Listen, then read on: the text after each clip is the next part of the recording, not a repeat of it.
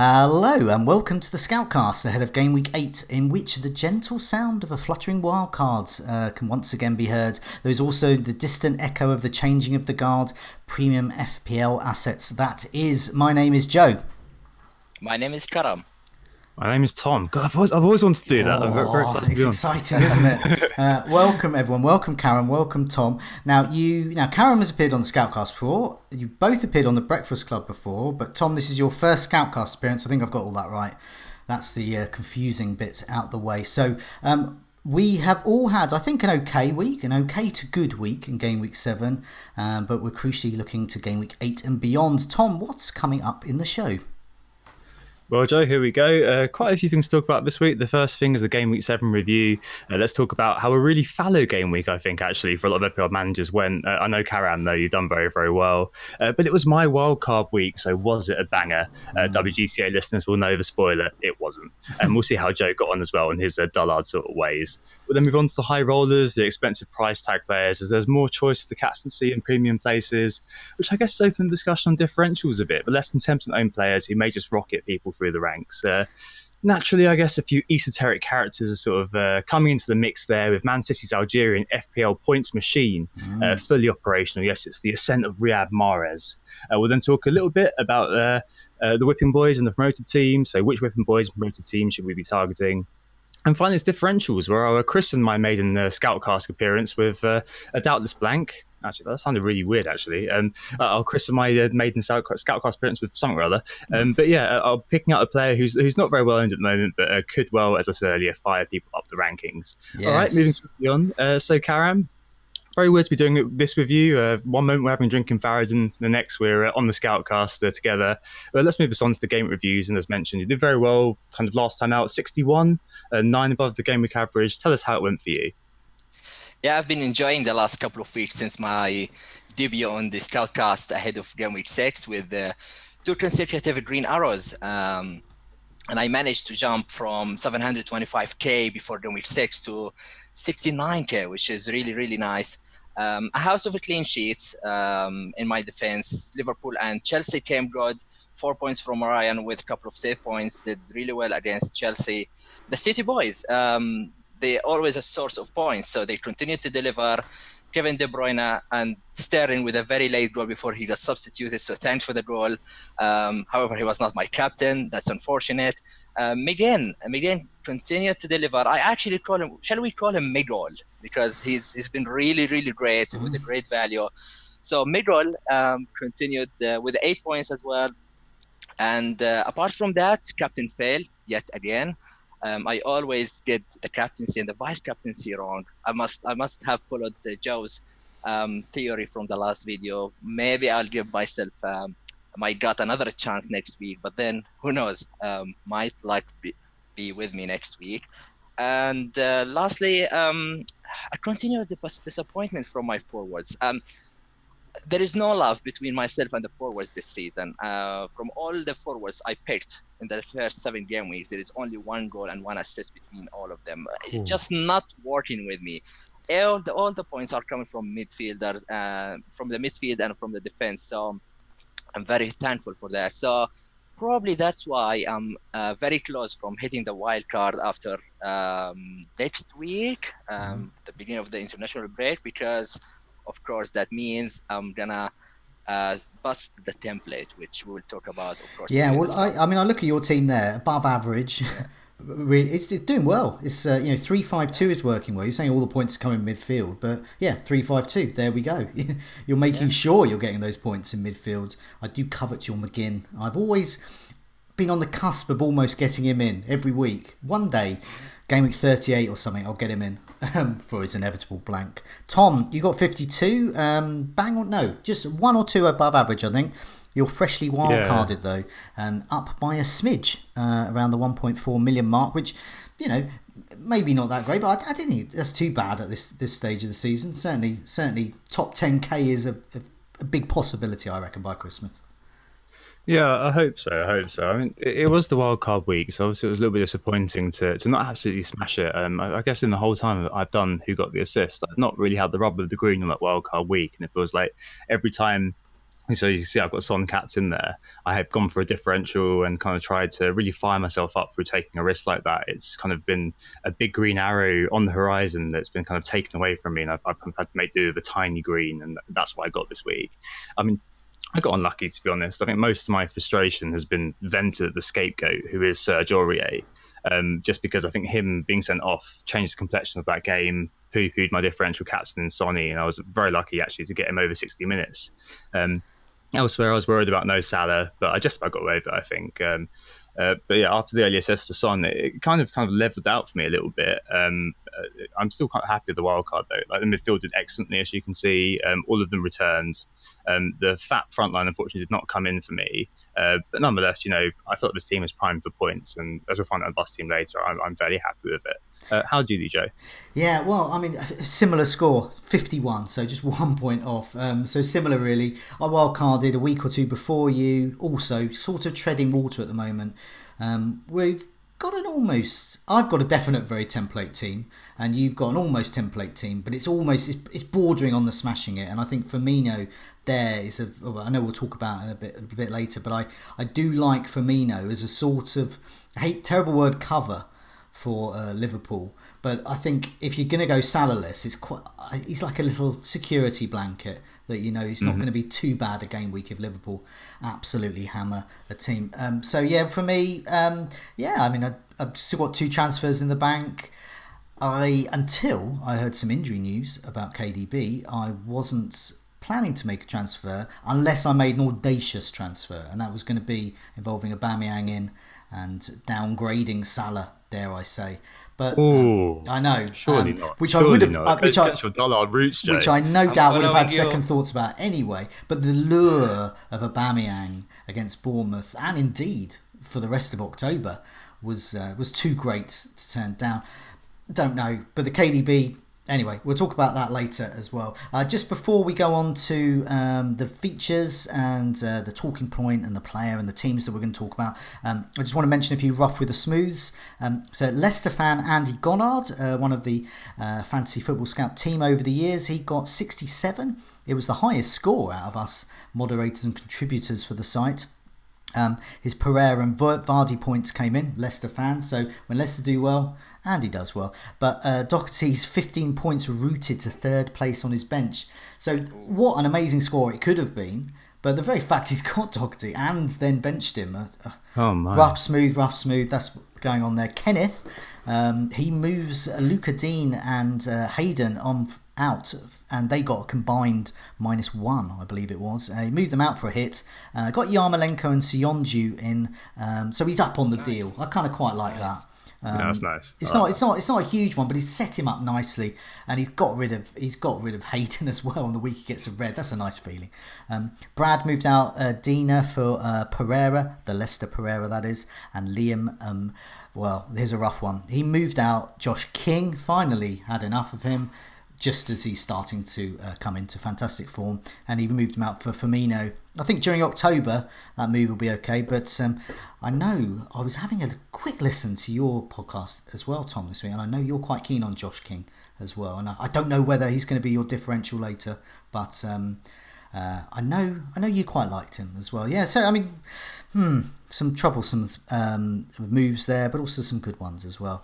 We usually talk about a team, a player, and a talking point each week. The talking point often comes last. Let's move it up a bit. What's it all about, Tom? Changing of the guard I've got written here. Yeah, what's the talking point about this week?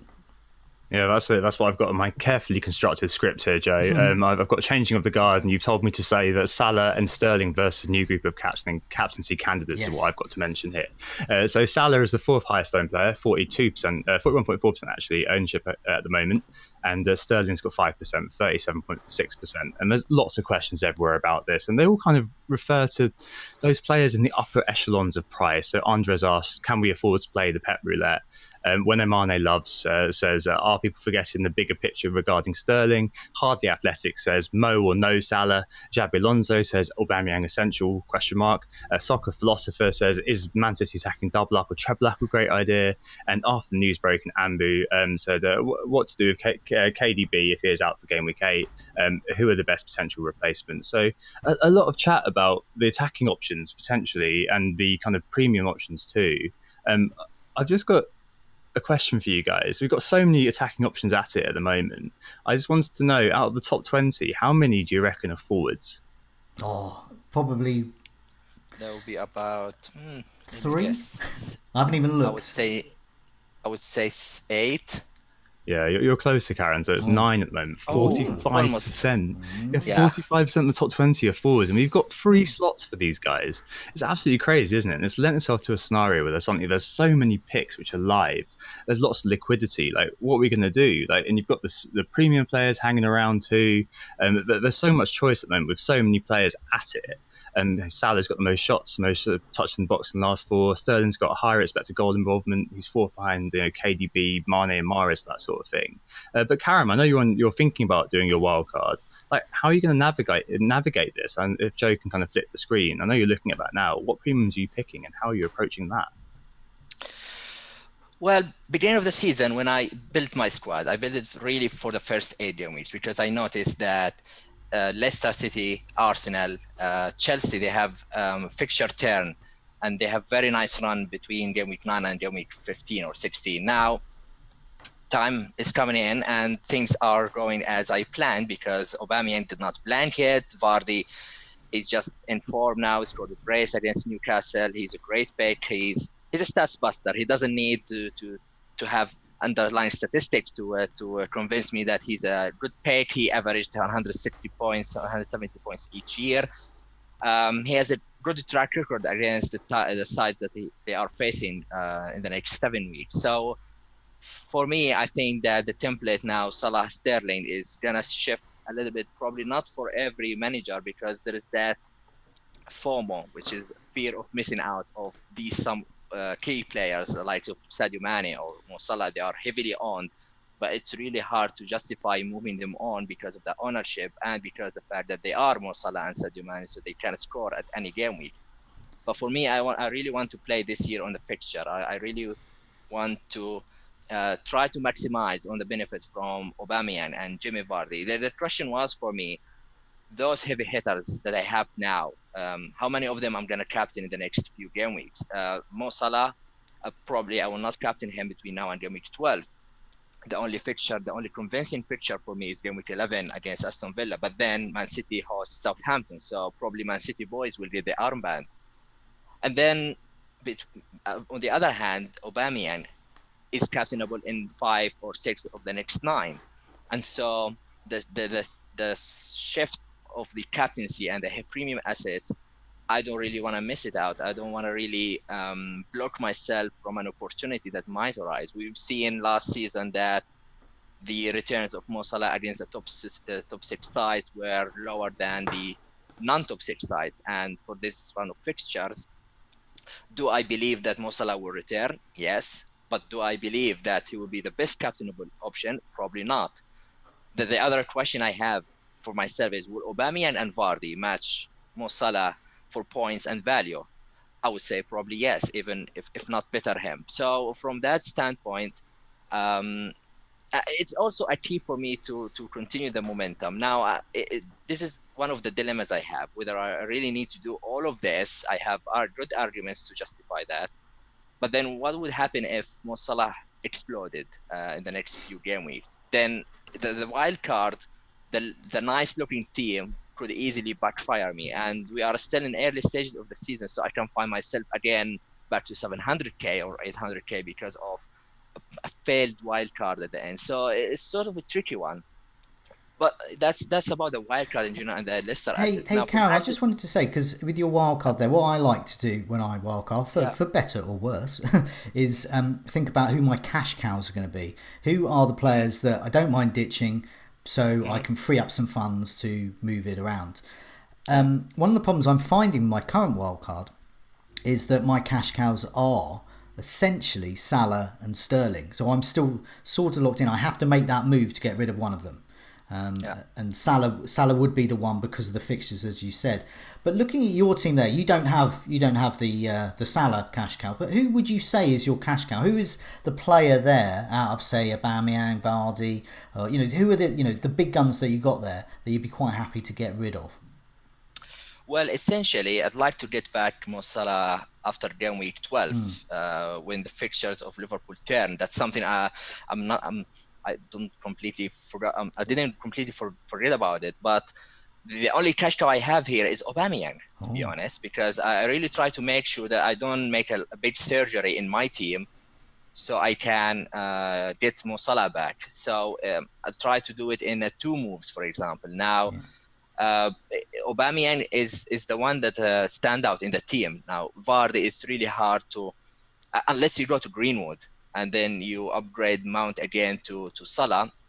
I don't know if the math is matched here, but probably Aubameyang would be the easier route to that. And then I will go back to the sort of like 3-4-3, but budget strikers again, and Mo Salah will be the one who comes for McGinn or Mount, depends really. Yeah. Because I find it quite interesting, and other people might have the same situation with their team. Because I'm looking at McGinn and Aubameyang there. I can do Salah and Greenwood, and I know they're heavily owned by people. I can move them out for Aubameyang and McGinn. So by the same token, I can actually move them back to Greenwood and Salah. So I know Greenwood's not the best because he doesn't play. But would that be a move you would consider if you were that desperate to get Salah back in, McGinn to Salah and Aubameyang back in? I just asked that because it's the kind of thing you have to think about. People have to think about with their wildcard exits. Well, and if you notice in my defense, I'm still really keen on the 5.5 to 6.0 defenders. So currently I have Otamendi, but in my draft, but I'm really keen to keep Lucas Digne because I still believe in his attacking potential in the next run. So if I decide to, if it happens that I need Van Dijk or Robertson, it will be much easier for me to upgrade the 5.5 defender to 7 million rather than a bunch of 4.5 to 5.0 defenders that would cost me at least 2 transfers, if not 3. So that's why it seems like, okay, well, there is no Soyuncu in my draft, but I'll be really happy to afford them. But I have to pick some players and leave it. You can't own everyone. And that's why I went for the likes of Otamendi, Digne bracket. And I think that Tomori and Lundstrom can rotate on the third spot because I really like the rotation between them. I'm just going to, for the benefit of our podcast listeners, I'm just going to read out the team here because I know when people like you come on shows like this, I always like to know what they're wildcarding so that I can steal their ideas. And so steal away. He's got Pope and Button, Otamendi, Alexander-Arnold, and then it goes mega cheap. Rico, Lundstrom, Tomori, offering good value there. Across midfield, McGinn, we've mentioned, Mount, Sterling, De Bruyne, Campbell, Aubameyang, Vardy, and Abraham. So I just wanted to make sure that our podcast listeners got that there. Just before you come back, Tom, I've just got another question, Karam. I'm fascinated by your wildcard team. KDB, if he's out this weekend, which he very possibly is, are you tempted to keep a slot for him? So you go for something like Son or Pepe, and then, or are you tempted to move the KDB wealth elsewhere? Well, if it's only a short-term injury, like 2 or 3 weeks, then I'm really happy to bench him for game week 8. And he has 2 more weeks to try to get back to the fitness or to recover from the injury. The problem with me and De Bruyne is that I got De Bruyne from game week 1. So the selling price will be 9.7 and now he's currently 10.0. Now he might drop once or even twice, but essentially when we go at the end of the Scoutcast and we share the bus teams, I had a problem at the beginning of the week because I really wanted to field 13 players. Van Dijk was on the bench. Lundstrom was on the bench. Tomori is starting with a good fixture against Southampton, although it's a less appealing. We'll speak about that at the end. But now it's kind of, I have one less decision to make. I can bench De Bruyne and then field one of the assets because this is probably going to be a dead end for my team. So I don't really see a reason to take a hit or make a couple of transfers and then activate the wildcard. So I can't survive game week. I hope I can survive game week 8 without KDB. I know there is a lot of opportunity with Riyad Mahrez or with Son or with Pepe. It's a very differential pick, but I just think that I trust the 11 or 12 players that I have, that they do well. And I think it's worth holding KDB because we don't have definitive timeline for his injury. It could be 1 or 2 weeks. It could be 6 weeks. So I'd like to wait and well, that very much answers one of the community questions there about what you're doing with that. Sorry, Tom, I was so interested in Karam's wildcard, but this is your section. Far away. No, it's just on Karam's team there, I suppose. I'm just a little bit... So you've basically sold Salah to buy Vardy, Aubameyang and Mount. Is that basically what you've done in this sort of wild card? Okay, that kind of makes sense. Yeah. There's about 60 changes from the team I have now, but it's sort of like distribute the love across the team. Yeah. Okay, so redistribution, I suppose. I think the one big miss, I suppose, there is Timu Pukki, 44.5% owned, isn't he, at the moment? Yeah. And he's got a home game against Villa, and he's scored double figures in every home game he's played. So I guess are you keeping him and then looking to move him on after the Villa game, sort of thing, just kind of crossing your fingers when it's time for another home game for Norwich? Well, it's great you touched on Timu Pukki because with this team, there are 3 to 4 spots still unlocked. So I also posted something on Twitter this morning. Because I can still go Pukki and look at Digne, for example, or Otamendi and Abraham. That sort of combo. I could also go back to, for example, Digne and downgrade Cantwell for a 4.5 midfielder. So the thing is, the thing with Pukki, yes, he has 3 of the next 4 at home, but at the same time, it seems like I get an asset for 1 every 2 game weeks, and I'm just not too sure. It's really a 50-50 call, and I probably will get it wrong. I hope I get it right, but I just think that I really need Vardy and Aubameyang first, and then the third spot is between Abraham and Timu Pukki. And currently, I slightly favor Abraham, especially if I want to play Cantwell in some game weeks. He might be a cover. I know it's not as good as Timu Pukki, but for a value, he might offer something similar to what would offer Pukki for a cheaper price. So that's sort of a decision I need still to make over the international break. But any injuries that would make the decisions easier. But yeah, Abraham's spot. I might just say I'm enough with Mount and go for Timu Pukki. So it's a 50-50 really. Yeah. Okay, that makes sense. Cool. No, I think it's a good wildcard. I think there's definitely, with Aubameyang in there and Vardy in there, you've got 2 key differentials, I guess, while retaining a fairly solid spine of well-owned players. So yeah, kind of makes sense. It's just kind of come game week 13 when Liverpool fixtures turn. It's just, as Joe said, how you're going to route back to Salah or route back to Mane is always something that we always consider, don't we, when we're doing wildcards. It feels like something we need to think about. So yeah, it sounds like you've got a fairly solid plan selling Aubameyang. Yeah, it's going to be a big player, I think, with the fixtures coming up for Arsenal. Yeah, I mean, I think that Salah's ditchable. That's my thoughts of it, and I'll try and answer some of the questions from my point of view with the premise that I think Salah is ditchable, especially if it's to fund a move, as Tom just said, about to differentials like Aubameyang and Vardy. I also put Firmino in that bracket as well. He's also in the running if you think Liverpool cover's needed. The KDB potential injury, we still don't know the extent of it as we're going live at the moment. So he's possible for the chop, possibly fit for the weekend, possibly benchable.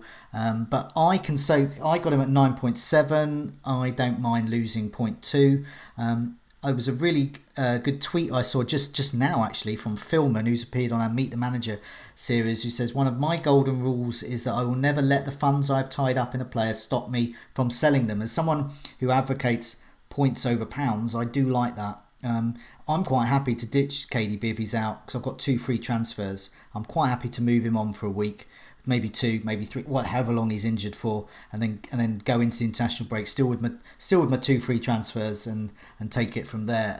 I think this is a good week to go without Salah as well. Leicester, their opponents, have an XG conceded of just 3. over the last 4 game weeks. That's a league low. So they're very good. Looking at expected goal involvement, so that's XGI last 4 game weeks, and sorted by those with at least 2 expected goal involvements. Among the top 10, Sterling's still there, Mane is there, KDB is there, although injured. Aguero is there, but no Salah. So I can put that up on screen there. Further down the list, I have included Kane in there as well, because with KDB essentially being absent, he sort of moves up into the slightly top echelons there, and he's been a little bit better recently. So I think these are all good options as well. Liverpool only have 1 good fixture in the next 5, as Karam has said, and that's Villa game week 11. So okay, before this is the end of my spiel, by the way, because I know boredom fans won't like this. So I compared Firmino and Salah against the teams they're playing. Okay, so they're playing Leicester, Manchester United, Tottenham, Villa, and Man City. Villa have just come up, so there's no stats for that. But so I looked at those 4 teams that they have played before. 2018, they both played these teams twice. Firmino got 4 goals, Salah got none. So that says to me that Firmino is good cover. But, and this is where suddenly my argument completely falls down, and perhaps Salah is necessary. 2017, they both played them twice. Firmino, 1 goal and an assist. Salah, 7 goals and an assist out of those teams. So these tough fixtures are coming up. Say that Salah could be a 2018 Salah, could be 2017 Salah, in which case loads and loads of goals are going to be scored against them. So, essentially I've gone from Salah's ditchable to, hang on a minute, is he ditchable? But that's the kind of thing that happens to fantasy managers. Tom, back to you. What's your thoughts on all these premium assets, captains, changing of the guard, KDB? What's your thoughts on these? Well, there's just, as I said with that kind of stat earlier on, that 45% of the top 20 are strikers. It's one of those things that at the moment there are just so many options kind of hanging around, and the fact is as well that the defenders haven't quite done the job that we kind of projected they would at the start of the season, where we're thinking, oh, that's where the value is going to be. But there's just 2 defenders in the top 20 FPL point scorers currently, who are TAA and Ricardo Pereira. Which is a bit of an interesting kind of dynamic compared to previous years. So I can see why money's been put forward. I can see why, we're playing kind of a premium chicken at the moment with players like Salah. Like, how much am I willing to be brave and get rid of that guy? Like, I'll admit it, I got rid of Salah this week because I looked at the same things as you did for last year for Firmino and compared Firmino to Salah, and I noticed that Firmino looked pretty good on the numbers and did look a lot better when they were playing. I think Fabinho's got a lot to do with that, actually.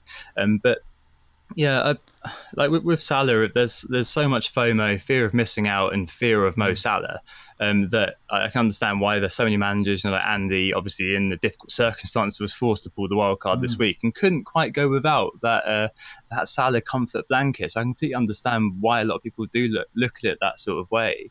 It's just the returns versus the investment, isn't it? And as you can see with Karam's team, as we saw, with Karam's team, and as you've seen with the stats you put up there in terms of the XGI, you look at that and you think, oh, is that guy really worth 12.5?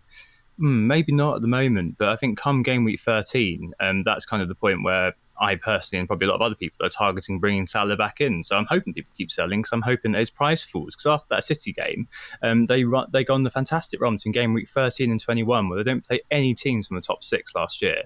Absolutely brilliant run when you'd be looking to auto captain Salah along that kind of time period. So yeah, he's one of those players that, if he's out, he's not kind of out permanently. He's more out sort of temporarily to facilitate other things, other people with good fixtures. But later on, you are always looking to fill him in, fill him back into your team, I suppose, just because he's just such a scary individual to go without week after week. And there'll be so many kind of default captaincies. Like this week, I'm sure a lot of people will just think, oh, Salah's playing at home, I'm going to captain that guy.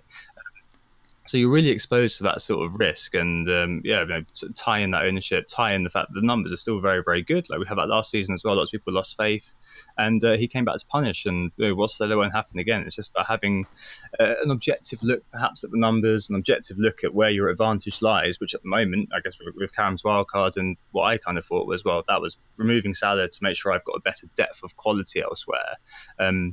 because all the time, if you do Salah and a cheap player versus a Mount and a Vardy, on paper the Mount and the Vardy are two players versus the Salah and the enabler. That's always the one, isn't it? Salah and Greenwood or something like that. It's just when that captaincy factor comes in for Salah, isn't it? It's just when that kind of effective ownership just means that it's really, really difficult to go without. If he's on form, if he's on fire, and everybody else has noticed it, and everybody's captained. That kind of bravery going without Salah can just kind of give way to foolishness, I think, and that's something I always bear in mind. So I didn't keep Salah. I did go for the Firmino sort of mini comfort blanket, but I couldn't quite go without Sterling on my wildcard. So there's definitely a fair bit of changing of the guard going on to some extent. I think we have also, because you mentioned Greenwood there as well. We're lucky this season, not because we got Greenwood, but we're lucky that we've got the likes of Lundstram, and we had Wan-Bissaka last year, so he's that kind of player. It's getting to the point now where I've got Luca Dean and Lundstram this week, and I genuinely don't know which one to play. One of them has to go on the bench. So that's, he's messing with the big boys now, with Luca Dean's fantastic underlying attacking stats, which we haven't seen a lot of this season. But I guess that's what the issue that we've got to face there, because as you said, Tom, if you're looking at, say, a McGinn, Aubameyang, or Vardy and Mount, you've got two good players, or you can get Salah and Greenwood. But now I think you're also looking at it to think we can have Salah and Lundstram, and oddly, that doesn't sound so bad as with Greenwood. And I think so. We had I keep referring to this phrase. We had Josh from Always Cheating on the Meet the Manager series, and he said it's really stuck with me is that if the game throws you a bone, go and get it. and I think there's a little, and the game does that sometimes. Sometimes you get an undervalued player who's a gem. Sometimes, unfortunately, you'll get like some kind of injury or suspension to a player, but it comes at a kind of quite convenient time to get another sort of player in. And I think that's what's happened this season with Lundstram. It's happening with Tomori as well. Lots of cheap, and it's happened with Campbell. Norwich at home. We'll talk about promoted sides a bit later, but I think both of you got some really interesting points there. But I think it just shows the dilemma. And Tom, you've gone for the Firmino route there, and I just think that's okay. I went for Mane last season instead of Salah. I was fine with it, and I'm a dullard. Sometimes when you play sort of a short sprint, so it's a sort of like 4 game weeks range where without Salah it's really easier than going without him for 8 or 9 game weeks, and then you replace him with a decent player with a better fixture, so you really bet on him, especially with a captaincy. I think by game week 13 we'll speak again about a triple up with Liverpool, possibly double a clean sheet again, double defenders, and Mo Salah or Sadio Mane or Firmino up front, because Alisson is back very soon, so that should boost the defense.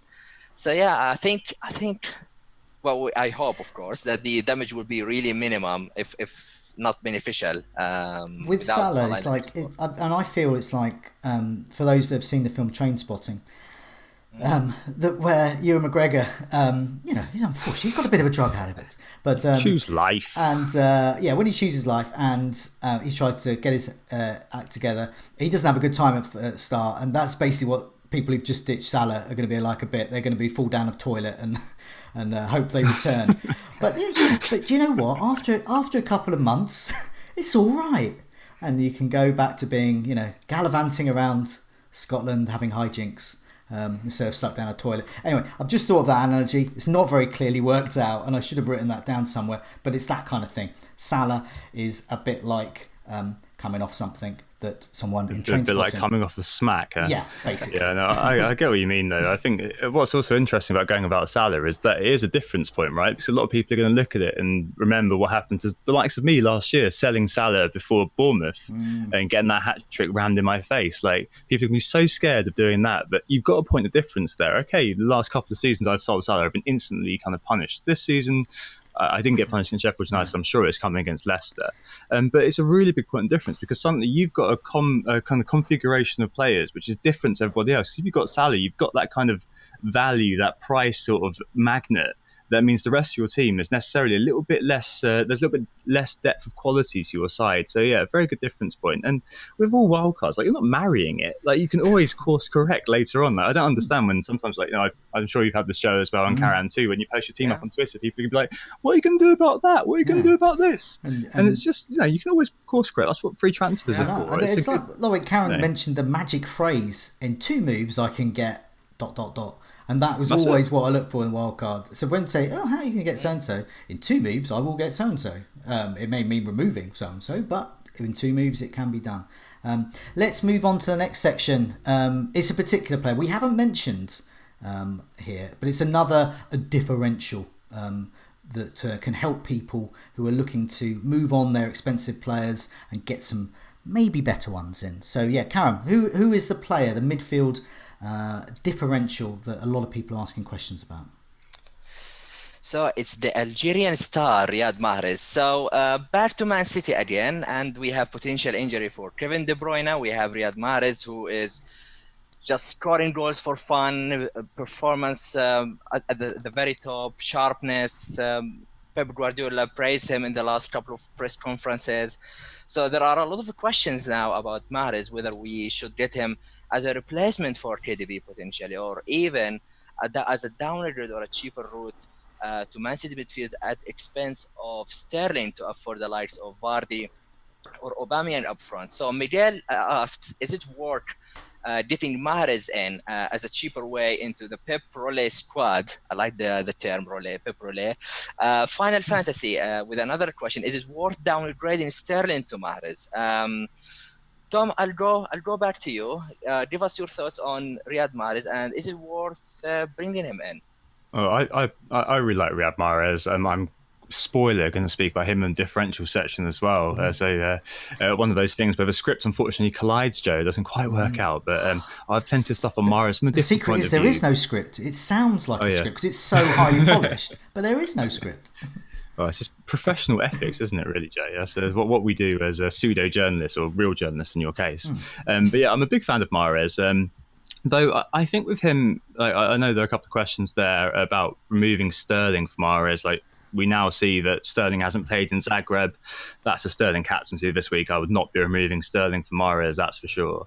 And I think with Mahrez, he should be your third Man City man if you're going to get him in, which means that, Kevin De Bruyne, provided he's fit, he's an absolute lock, I think, in most people's teams. I know there's going to be a few odd people who are going to be like, he'll definitely stop soon, the sort of thing we saw with Mo Salah in that first season. But I think KDB is looking, provided he's fit, at being this year's kind of Salah sort of character with that high floor. So every time he plays, he's going to get you those sort of 6 or 7 points plus bonus because he does all those actions which satisfy the BPS system. So you're always going to get that sort of good thing from him. And then you've got Kern or Sterling, whichever one you're going to go with. So I think Mahrez has to be someone who sits alongside those rather than really kind of being used as a cover option, as a Riker option. I just don't like those. It's a big yes for me in terms of the player that he is, but I think you need to treat him as he is, which is a punt. I don't think you need to look at him as a replacement for a kind of a solid premium, which is what Raheem Sterling represents. So for me, I think, yeah, Mahrez, big plus, but bear in mind those caveats around him probably being your third City man to, I guess, differentiate from people who have got Kyle Walker and the likes of that, which I'll talk about later on when I talk about differential. Cool stuff. Joe, what do you think of Tom's comments, and what are your thoughts on Mahrez? Are you bringing him in? Well, he's definitely right. I mean, on the fact of getting Mahrez, can you replace Sterling with Mahrez? No, of course not. You can get Mahrez and Sterling, yes, and as a third Man City player. I agree. And I am actually thinking of getting Mahrez in as if I hear that De Bruyne is out this weekend and a possible out for another week or two. Well, we've got the international break, but I'm talking in game week or two after that. I want to have De Bruyne all the time, but I've got 2 free transfers, so I can move De Bruyne out and essentially put a placeholder in and still have 2 free transfers for around that international break time.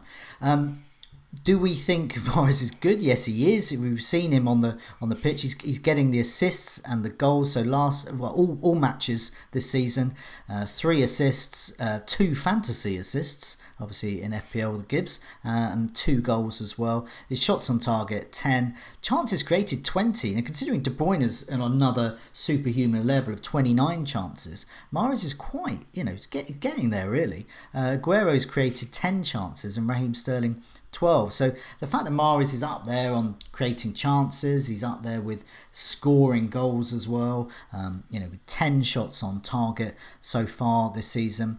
The fact that De Bruyne is out, that means that Bernardo Silva's more likely to play in midfield, so it's less competition on the wings. It's more likely to be Mahrez and Sterling. I mean, Karam, you probably know much more about this, but looking at them, and if I'm attempting to second guess Pep Guardiola, I would imagine it's something along the lines of Mahrez, Sterling, and one of Aguero, Jesus as the front 3, because Bernardo Silva's not an option there because he's more of an option to cover for De Bruyne.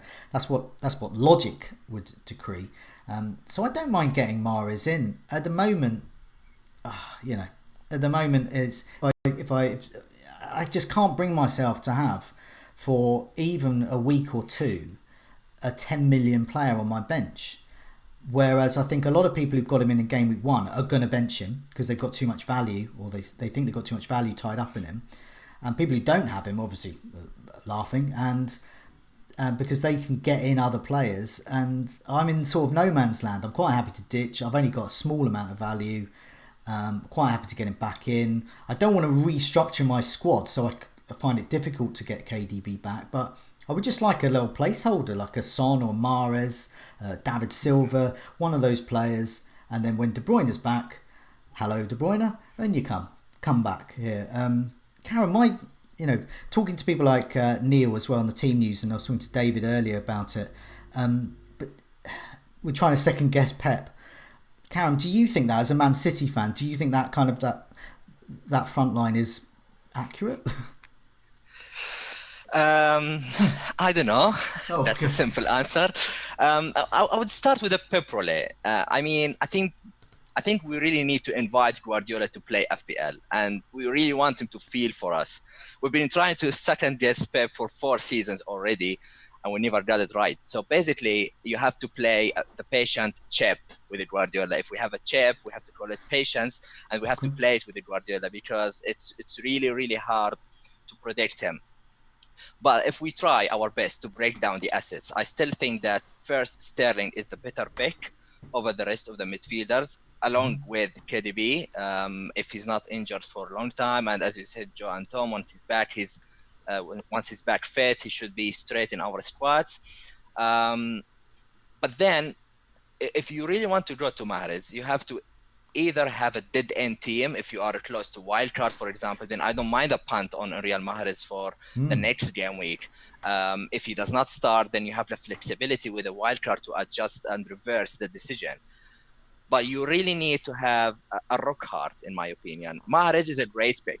Yeah. But for me now, is a great pick for a zombie team or for a fantasy draft, to be honest. I like the way, it's nice because you say it so nicely. But I've basically said, I'm going to get Mahrez in. And then it's either a dead team, a dead end team, a zombie team. I'm thinking, oh my God, he's describing what my team's about to become. No, but he's a great. There's no question about that. And the issue with Mahrez, I don't think that many of FPL managers will keep up panicking about his starts. Did he start? Is he benched? How many minutes he will get? Now, he's a great player. I think winning the African Cup boosted his mentality massively. I think and I believe he will play more minutes. He will score quite a few goals as well. But there is no one know which games he will play and in which games he will score. And he's, like you said, Joe, he's really expensive to be benched at 8.5 million. Now, with the current situation, if KDB is out for a while, we still don't know yet how long he's out for. But from the last season, the only player who could really fill his place was Bernardo Silva. So if Bernardo takes the right side of the midfield, do we have guarantee that Mahrez will get more minutes on the right wing? my answer is I'm not sure. Why? Because the last summer, Brazil played the Copa America, Gabriel Jesus was deployed as a right winger, with Firmino playing as a number 9, and he did really, really well. I watched all Brazil games in Copa America, and he impressed. So that's sort of a thing. Guardiola has more options than we think. I hope he does not listen to this Scoutcast, because I don't want to give him another option if he does not know about it. But what I want to say that any player can really play on that side if he really wants to rotate the players. No. There is something we don't know about him. There is something we don't really know. I really like to get into his mind and know how he picks his team, because there is no specific pattern we really so track. my thought there of like, oh, I'm going to try and second guess Pep here. He's one man down on the wing, but it turns out he's not, because he's got a striker who's a winger. Okay. Something really quickly to add. Joao Cancelo, he played once as a right wing with Juventus. Oh no, another one.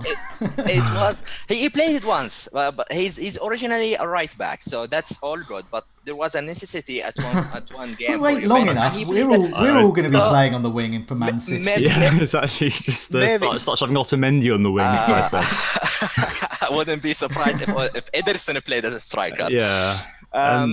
If I may, sorry, Karam, I just want to ask quickly. So you said that Mahrez is kind of a differential, but he's a rotation risk, too. Like, I noticed you got KDB and Sterling in your wildcard team. Surely they're exactly the same level of rotation risk. Like, Raheem Sterling was rested against Watford, Kevin De Bruyne was rested 3 weeks ago, Kun Aguero was rested last week. Like, they're all liable for rotation risk. And I think Mahrez at the moment, he's level with Sadio Mane, for example, for points, right?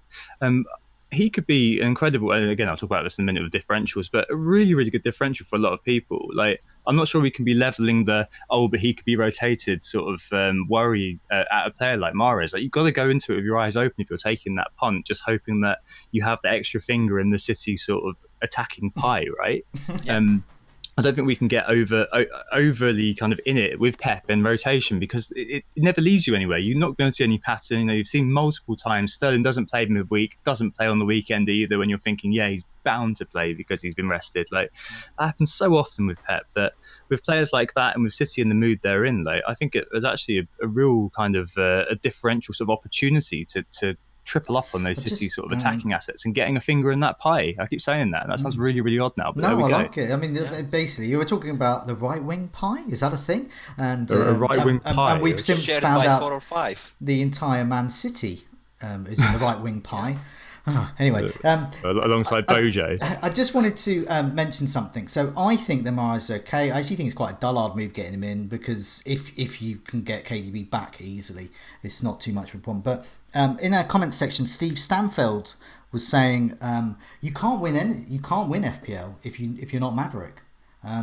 Well, I've interviewed a number of winners of FPL, and they won't mind me saying so. None of them are Maverick. You win FPL by taking sensible decisions all the time, and that's how you win FPL. And I'm not sure getting Mahrez in or not getting Mahrez in is one of those season-changing moves. It could get me a few more points or lose a few, but it's not an FPL winning or losing type move there. But I just wanted to say that on my pin-up of dullards, there's FPL winners on there, because they are that, and they won't mind me saying that. They take sensible moves. They're sensible people. That's why they won FPL. So just wanted to mention that, because don't want to give the wrong impression. Great. I've got 2 more comments on that. Bear with me. I totally agree with you, Tom, on what you said. The thing, why I have Sterling and KDB right now in the draft and not Mahrez, because of the pedigree. Because I know that even if they miss out, both of them will hit the 200 points by the end of the season. So they are much more known as long-term assets. Now, we don't know that for sure with Mahrez. We know his pedigree with Leicester, but he did not get enough chances with Man City. So how would he convert his being part of Man City team? How would he convert these into points? Would he be as explosive as Sterling and KDB? If you have an enough fixture now after 7 game weeks that he can go to 200 plus points, even if he does not play all the minutes, then fine. He's cheaper than KDB. You can go with him. But I just have that feeling that I don't know yet whether Mahrez will be up there with KDB in terms of fantasy points. So that's the thing about it. Now, there is something I will just touch on very quickly. There are the recent incident with Bernardo about the photo with Benjamin Mendy. And there are rumors that Bernardo could be suspended for up to 6 games. Nothing is confirmed yet.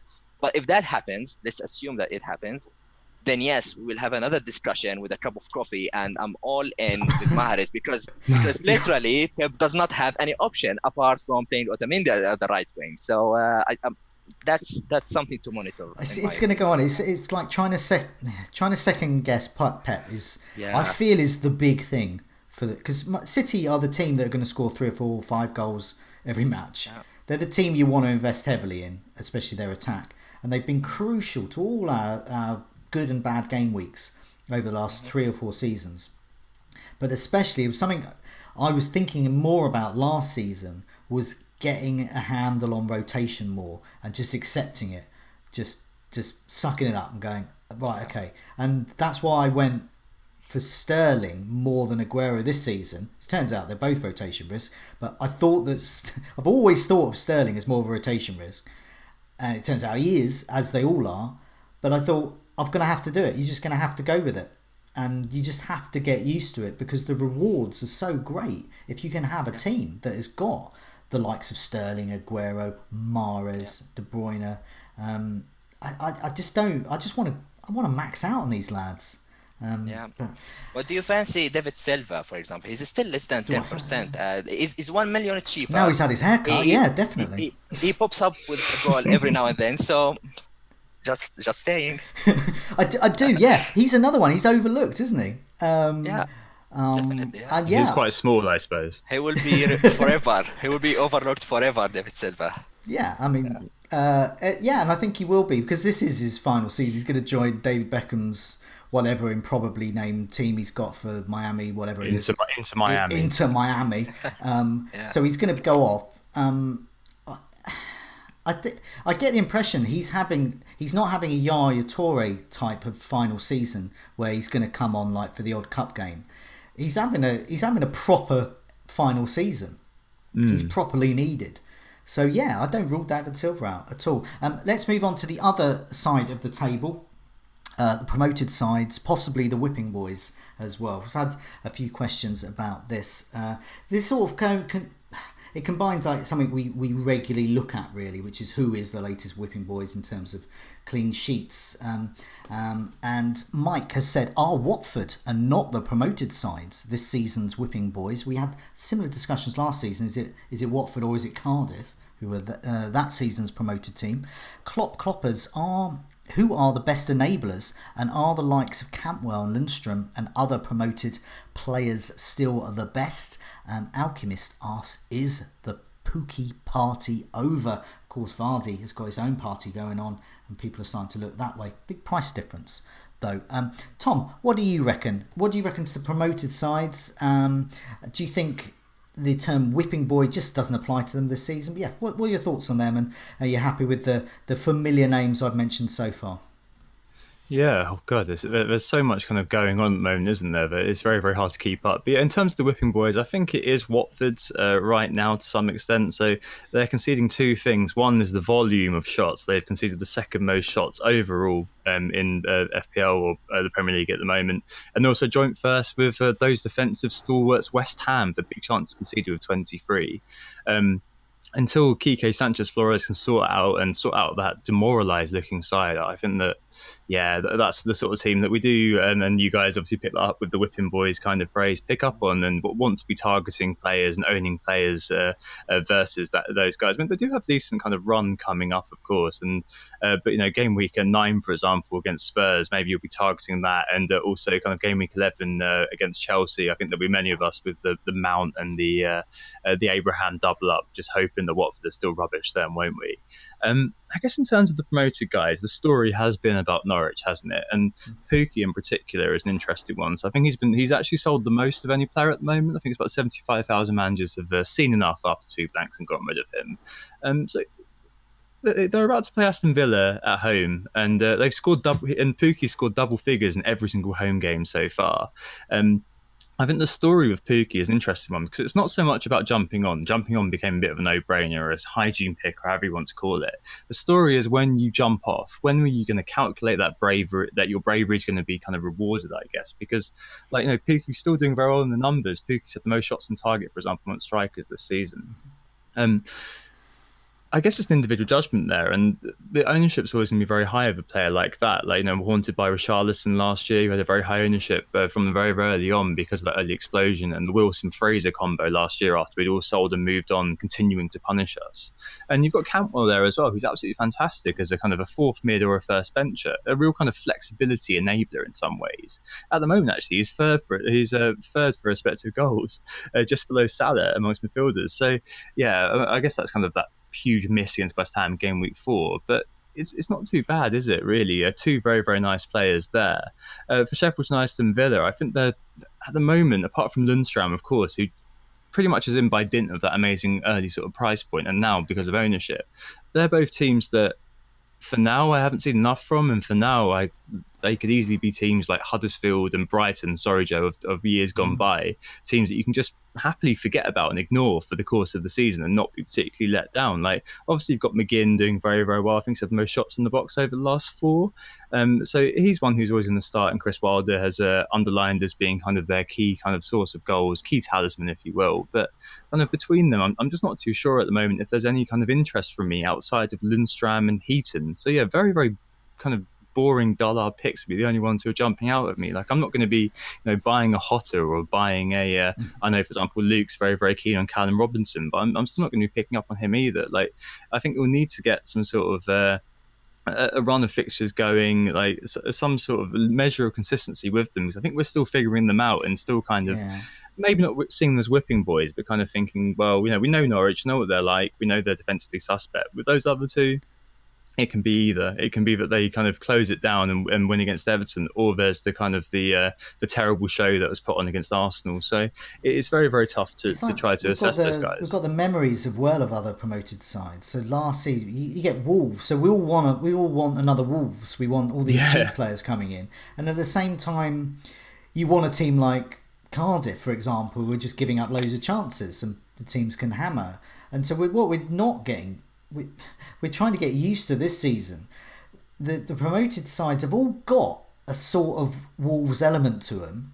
I can't really have a go at any of them really, but at the same time, some of them, like Norwich, for example, are showing elements of whipping boy status at the back. So yeah, they've got a great striker but an awful defence. So and I think that's Norwich summed up. But Karam, what's your thoughts on these promoted sides? And are they heading to whipping boy status, or are there any other options as well apart from the usual Pukki, Cantwell, and Lundstram that we've already mentioned? Well, from the promoted side, I was really impressed by the defensive side of Sheffield. They don't look like the worst 5 teams in the league, and they looked very solid. And I saw from the eye test standpoint as well, I saw that against Liverpool. So effectively, I'm not worried anymore about fielding in Lundstram because for the potential of the clean sheet as well. I know he's a midfielder. I play him for the attacking returns, so he's a really decent pick. And they are playing Watford as well, which sounded now they are whipping boys. So I'm more than happy to keep Lundstram and field him. Do I dare to triple captain him? No way. He's a great pick for this. Bournemouth, we used to know that from last season. They did not show any improvement in the defensive side. So I'm not sure they ever will. Bournemouth are just probably they are hit by injuries. I don't know how they train, but there is always injuries in that team. I think they all train, but they don't tell their defenders, and the defenders just have to turn up on a Saturday and have to do the match. But all the rest of them are great in attack. Yeah. Definitely. I mean, as a non-Aubameyang owner, probably from one more week, can I wish Bournemouth a very solid defensive performance to keep him as quiet as possible, because he scares me. Aubameyang, this is another game week where I cannot own him or afford him, and I'm still scared of him. Now, Newcastle is 4th, which I can't really recall how they looked like before the Leicester game. I think this current rank is largely boosted by the last result of Leicester. So I'll be interested to go back and see how they looked like, because it didn't seem like they are whipping boys. So I'm really a bit surprised to see them there. Arsenal 5th, yeah. It's like last season. Nothing has changed. They got David Luiz, but nothing has changed in my eyes. So I don't rely on this approach, but I'd like to sometimes pick good players who are playing against these defensive sides, because I'll be trying to maximize the benefit from these assets. So currently I have Lundstrom, who are playing Watford. I have McGinn, who are playing Norwich.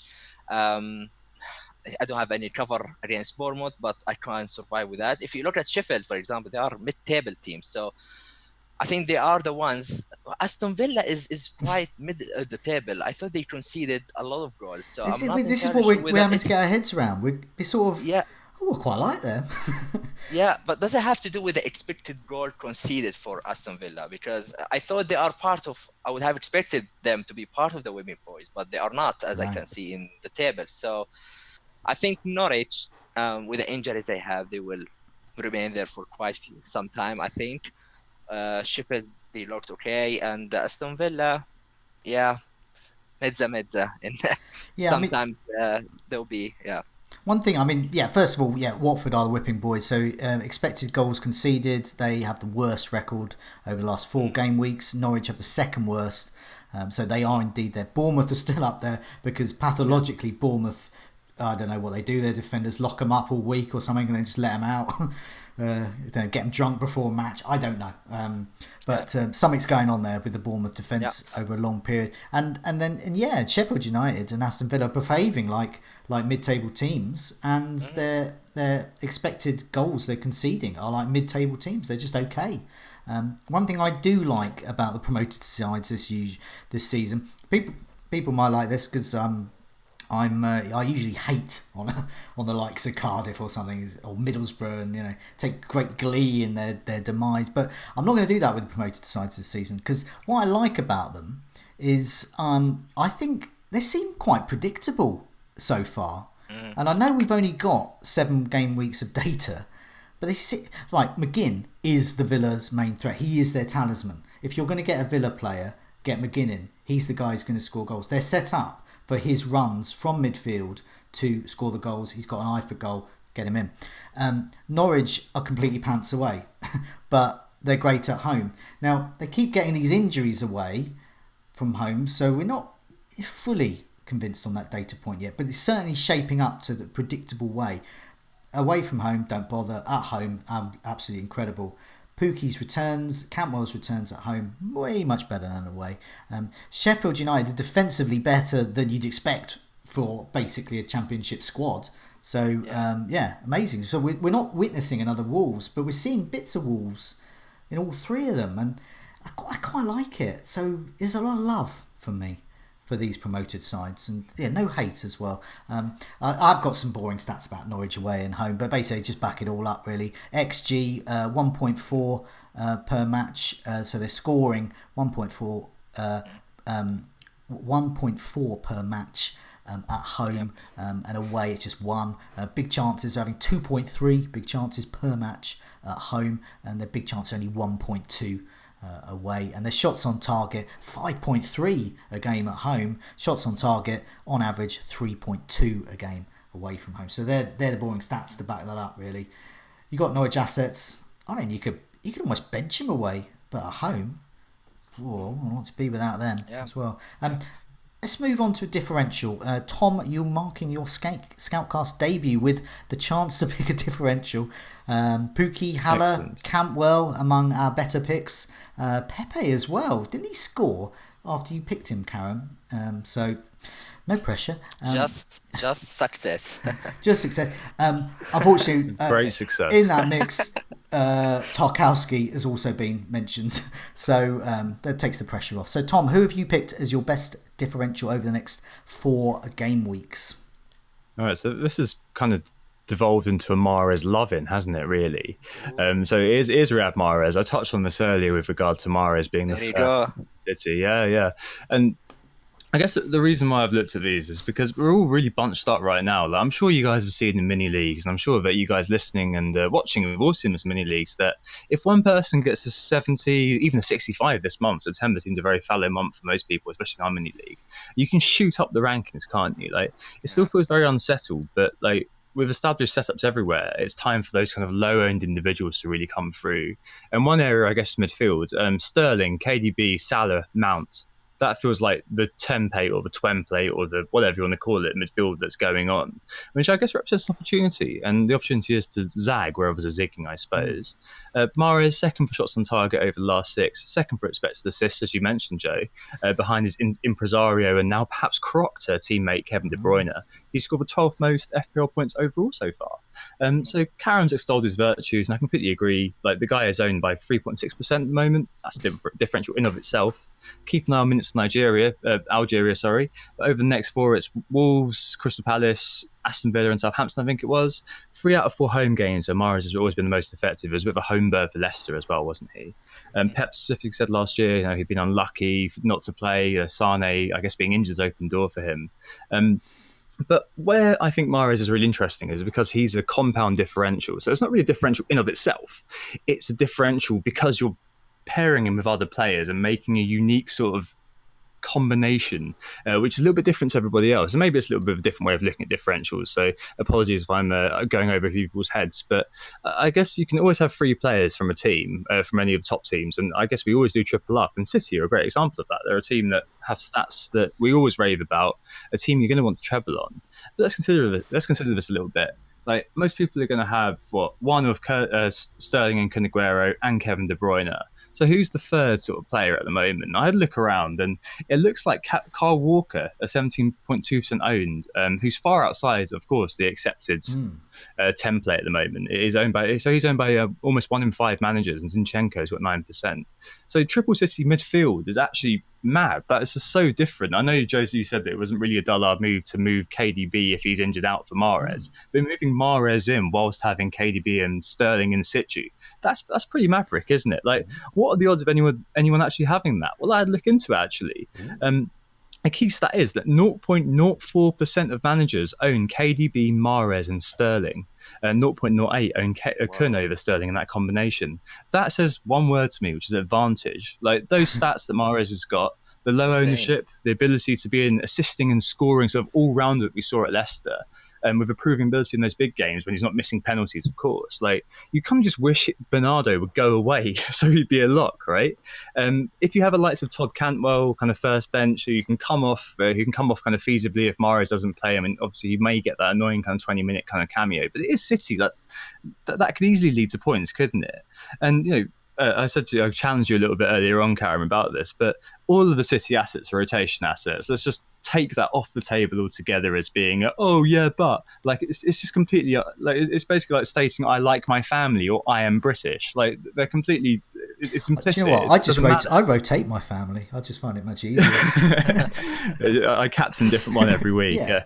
But yeah, that's why I'm going. That's why I think Mahrez is a really, really interesting one. Just because I think that a lot of people just won't go there. They'll definitely follow the same logical, completely understandable thought process that you did, Karam, in terms of saying, I'm not going to be doing that. I'm going to stick with those 2, get Otamendi or something at the back and look elsewhere for the other midfielder sort of slots. But if you want to look at that logic and think, a lot of people won't do that, so I will do that, I think that could be a really, really interesting way of doing it. So maybe a slightly different differential to somebody who would just say, he's owned by 5%, therefore he's great. He is owned by under 5%. And I do think he's great, but hopefully a bit more kind of a depth of reasoning behind why I think Mahrez may be an interesting one. Yeah. I'm fully prepared for him to fall flat on his face, and I've said this, but I think that could be very, very interesting. What you talked about there is red card coming up. Yeah, what you talked about there is music to my ears, because we read out a tweet last season by FPL Royzer about swords and shields, which took on in the community, and it was nice. And this is exactly that. Mahrez, he turns shields into swords whilst being a sword himself. So as you said, if you've got KDB, Sterling and Mahrez, you've got a really massive, sharp, pointy sword. Very dangerous to rising up the ranks there. Also, I think if you have just simply having Mahrez in combination with a number of City players, you've got varying degrees of horrifying looking swords going on there, and I think that's really good because. And that's what I was saying about Todd Cantwell and Pookie. You've got two shields, turn him into a sword. You've got Mount and Abraham. So I've seen Mount in loads of teams, Abraham in loads of teams. I haven't actually seen as many teams with Abraham and Mount. Of course there are many, but they're not as many. So you're turning those shields into swords. And so that's my very long way of saying I approve of Mahrez as a differential pick. Karam, do you have any final thoughts about Mahrez? Yeah, well, about Mahrez, I totally agree with Tom just said. I like him. It's just the fact that am I brave enough to get him and make sure I have a very strong first sub? And yeah, here you go. You can afford going with that, especially if you are looking for. If you have another City cover, I would be more tempted to do that. If he's the only Man City asset, then I would not, because they are a strong source of points, and I don't really want to miss out on that. We saw the 8-0 win against Watford.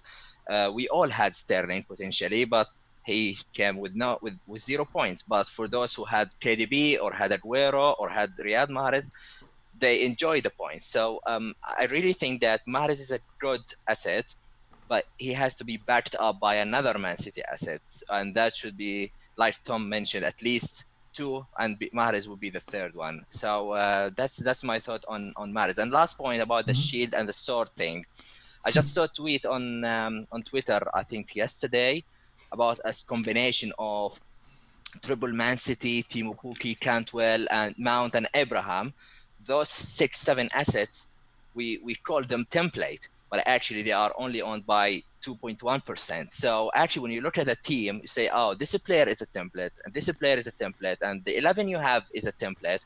But in fact, if you compare how many managers have the exact team, you might not find more than 3% or 4% at best. So I like to pick template players, because I know at the end of the day, I have a very differential team, if that makes any sense. And I don't mind that. These are the players that they get me the most points. They are the best players I think of in terms of fixture. So I don't really mind going with template players, because I know they will be sword. And I completely agree. I mean, my team is full of double ups. Possibly too many, I don't know, but I've really gone with it this season. I just think it's perfect with the value you can get from Cantwell and Pookie, Abraham, Mount, TAA, and Robertson. Now that's a double up I haven't tried, but it would be would have been quite lucrative, because one of them gets attacking returns each week. Sometimes they both get attacking returns. So that's quite an interesting one. There's loads from going on there. But anyway, let's move on. Just before we get into Game Week 8 and we round off the Scoutcast, we always mention the teams with the best chance of clean sheets over the next 4 to 6 game weeks or so. Top of the pile is Arsenal. Get on Arsenal. They've got Bournemouth, Sheffield United, Crystal Palace, Wolves, Leicester, Southampton. One caveat to that: Arsenal defence is absolutely rubbish. But it's Arsenal is the caveat, isn't it? They do have the fixtures there, so if you can get a defender there with a possibility of attacking returns who may emerge over the next week or two, worth considering. But Chelsea, okay, so they look. We had some stats last week about the potential for clean sheets there. We saw that against Brighton. So I think they could be there. Southampton, Newcastle, Burnley, Watford and Crystal Palace they've got coming up for Chelsea. West Ham are still there, but they've got a caveat as well. They've got no Fabianski. They've got some bloke called Roberto or Robert or whoever it is, but West Ham fans aren't too keen on him.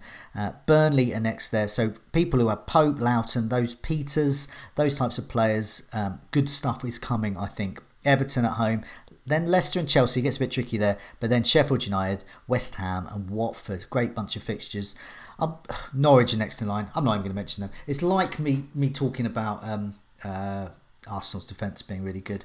No. But they've got the fixtures to show there. So let's move on to Game Week 8. Let's go with you first, Karam. What are you thinking of doing for Game Week 8 and your pre-Wildcard team?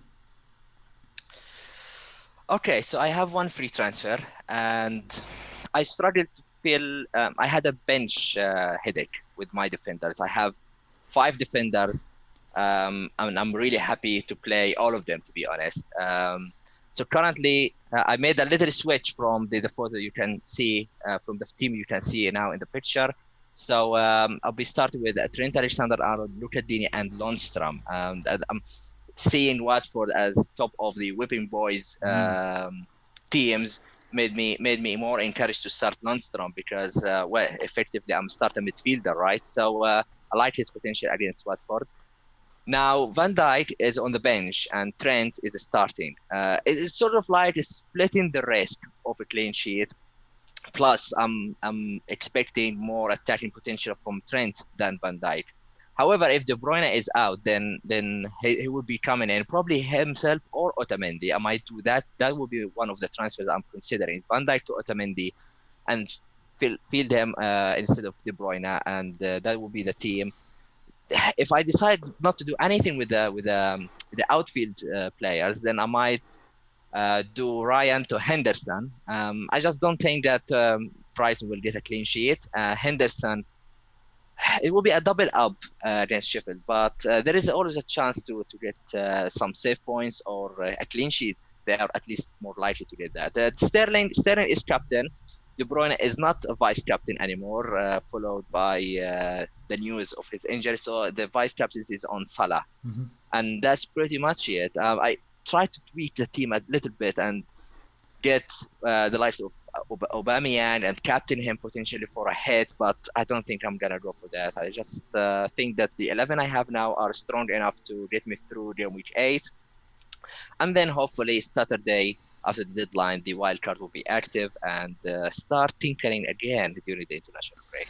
I think it's a really good squad. People will look at your squad and say, why on earth are you wildcarding? But I know we've spoken about this before, and you're wildcarding from a position of strength. I always think that's better because you're wildcarding for tactical reasons, looking at fixtures. You maybe want to shift some players around, and that always works out better rather than like just hating your players and having a big sea of red flags to deal with. Good luck with that.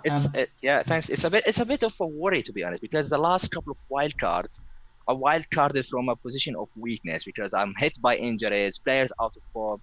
But this time, my target actually by Gameweek 8 is to stay within the top 100k. So I'm now 69,000, and I can easily go in 5 points. I can go outside of the 100k. So I'll be really delighted if I can stay there.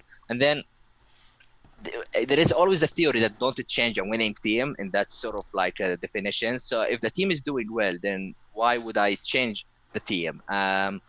But like I said at the beginning, I will be discussing this throughout the Scoutcast. I really want to play the fixture, and I think the main reason of the whole wildcard is really Mo Salah. If I decide to keep Mo Salah, I can do a little adjustments, 2 or 3 transfers, and I am set. But because I want to spread the love through Mo Salah's budget, then that's why I'm going for the wildcard. But I hope it works out. Yeah, well, good luck with that. Of that. Tom, let's have a look at your team. What are you looking to do? Who are you looking to captain? Who are you looking to bring in, get rid of, and all those types of questions for Game Week 8. Well, I've just wildcarded, so I'm looking to do absolutely nothing. I'm hoping absolutely nothing happens. It's always a disaster if you're looking to take a hit after you've wildcarded. It means you've made a terrible mistake somewhere along the line. But I don't really feel that at the moment. I like that bus team. There's a good mix of kind of solo and combo differentials there. And obviously the Vice will move if Kevin De Bruyne is out. I'll probably put it on Pookie or something like that. And Toddy Cantwell will have his chance to shine. I'm not going to be moving KDB out unless it's a serious injury that's going to take him up for a long time. I suspect it may be an international break injury that may mean he'll be back fit and firing after the national break to play Palace. But the team you can see in front of you picks itself, really. Lundstram easily comes in for Lord Farquhar Soyuncu for that one poor game against Liverpool. It's my first time actually at the Lundstram party, so I'm hoping it doesn't kind of turn out like the Pookie party did with a few people. We show up and nothing happens. What I like about this team, obviously no Salah's the big issue, but there's no 11th man. There's no kind of obvious spot of weakness, I guess. I mean, obviously you could say Lundstram is to some extent, but a lot of people, and no offense if you are playing Cantwell as their kind of fourth midfielder. That's kind of built into a lot of team structures at the moment. So when I wildcard last week, I thought, well, okay, there's a bit of an opportunity here for me to differentiate and go with Mount as my fourth midfielder. I know that Mount in and of itself isn't a differential, but him as my fourth midfielder taking on the likes of Cantwell week after week, I'm fairly sure I'm going to profit there. But yeah, I'm fairly happy with it. And after international break, I don't really know what I'm going to do. And I think that's probably okay, really, isn't it? Yeah, the basis is there. I mean, just going back to Cantwell. Cantwell's on your bench, but if KDB is out, Cantwell's obviously playing. And Fine with that. It just, yeah, exactly. It just highlights what I think some people forget sometimes with a bench. Is that use it, use it to like hold on to a player, to rotate players, to move them around. So, for example, I got Sionju, 2 or 3 weeks ago, and I only just played him last week, but I was quite happy for him to use the bench to hold on to him for a little bit, and that's good for players like that. Cantwell is a perfect example. If KDB is looking like he's injured, well, it's not panic stations because you've got a really good player coming in. Norwich are at home. So looking at that side, yeah, who else is going to make way for Cantwell? You can't really make an argument for getting rid of any of them for Cantwell, but it looks like he's going to play anyway. Question for you, Tom. Yeah. Yeah. Yeah. Do you have any plans for Aubameyang, Tom? Or are you going to resist? No. No, I don't. For the same reasons that you are going to go without certain players as well. It's the same reason you're going about Pukki, the same reason you're going about, I don't know, like Son's not long for that world, but I like that kind of fat front line. And if the only thing I've got my eye on is really if I need a route back to Salah. Like at the moment, I have no plan. I'm happy to have no plan.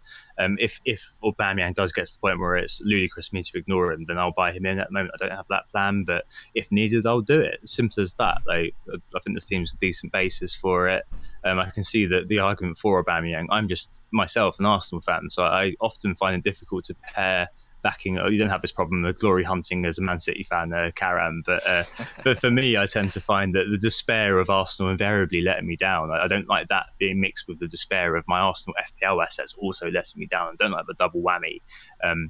Obviously, it's a bit of a subjective point, but that's why I don't have Aubameyang in my mind so far. But I can see why the fixtures and why the form would be something that you'd be looking at, and I can get there. I definitely can. It's just a case of how I do it, when I do it. These are all questions that I'm happy to leave kind of floating around in the ether, really. Son sale, maybe Firmino sale, and I'm there. So, yeah, the point of this whole team was to be flexible and have kind of a good basis for going forward. Well, going on to my team, options. So I've got 2 free transfers. I don't want to use any of them, or I could not use any of them quite happily. I could possibly Luca Dean to someone else, but I don't really want to get rid of Luca Dean. And I've already got the other defenders I kind of want anyway. So Dean to Pereira, so getting ahead for Leicester fixtures is a possibility. De Bruyne is out for a while, or even I can to Mahrez. I'm going to do that. I did have a long spiel in my Scoutcast notes, the carefully scripted notes, but that was written before the KDB injury, and also before Sterling wasn't in the starting lineup for Manchester City midweek in Europe. That means that I'm even more keen to captain him this weekend. If he was playing and those rotation fears start to go, I mean, they're always there, but they start to heat up, then I start thinking, oh my God, have I got a captain? Because if De Bruyne is out, maybe I want someone like Aubameyang in. But essentially, do I want Aubameyang against Sheffield United the following week? So I kind of do, but I would like him for Bournemouth. But do I want to make those kind of moves, as in Salah out, just for that one match? I don't know. Lots and lots to think about. And that's the real danger, I think, when you have 2 transfers. I kind of like having one or none left, because it kind of the decision's been made. I've got so many avenues for messing this up.